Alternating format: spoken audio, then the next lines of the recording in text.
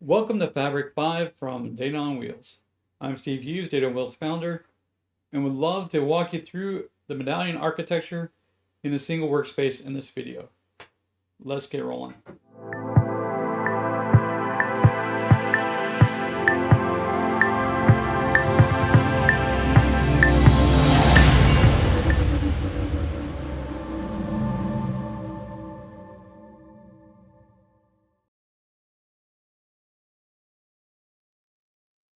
In OneLake, we have the concept of workspace. What we're going to talk about today is implementing a Medallion architecture in a single workspace. It is not the only viable architecture inside of Fabric, but it's the one we're going to discuss today. I also will let you know that, from my opinion, this is a good solution depending on how you plan to implement your overall data solution or data analytics solution moving forward in Fabric. So let's delve into the workspace option. Inside of the workspace, we have multiple Fabric items to represent our Medallion architecture. In the Medallion architecture I've presented here today, we have two lakehouses and a data warehouse. Our first lakehouse is our bronze lakehouse. Our bronze lakehouse is a great place to accept raw data as files or tables, depending on the nature of the data flow. Bring that data in and land it in our lakehouse to get ready like we typically see in bronze. We would normalize to a delta table, which allows that data to then flow easily into our silver lakehouse. Our silver lakehouse will continue to process data.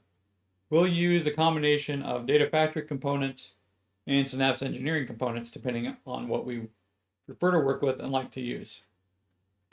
Typically speaking, in lakehouses, we'll operate from notebooks or even Dataflow Gen 2, depending on what is the preferred option of our team. They result in the same thing. We're going to push data from tables to tables, getting it cleaned up and getting it ready for consumption.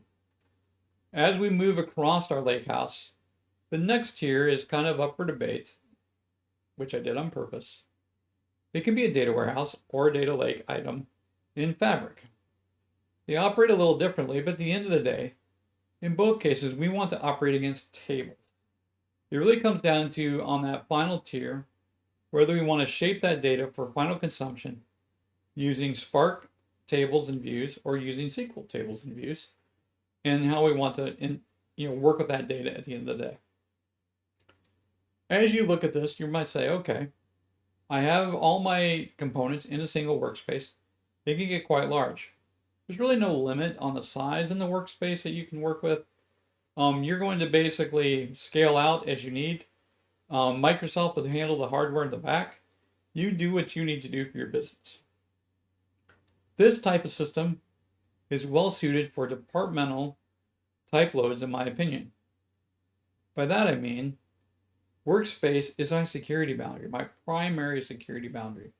In this case, I might have a team that's focused on something like finance, for example, who then would work in ingesting the data from their primary systems, reforming or reshaping that data into silver, and then getting that data presentable for gold, and controlling access to that data overall, because this data can then be used with shortcuts or other types of interaction within Fabric to share it outside, including Power BI.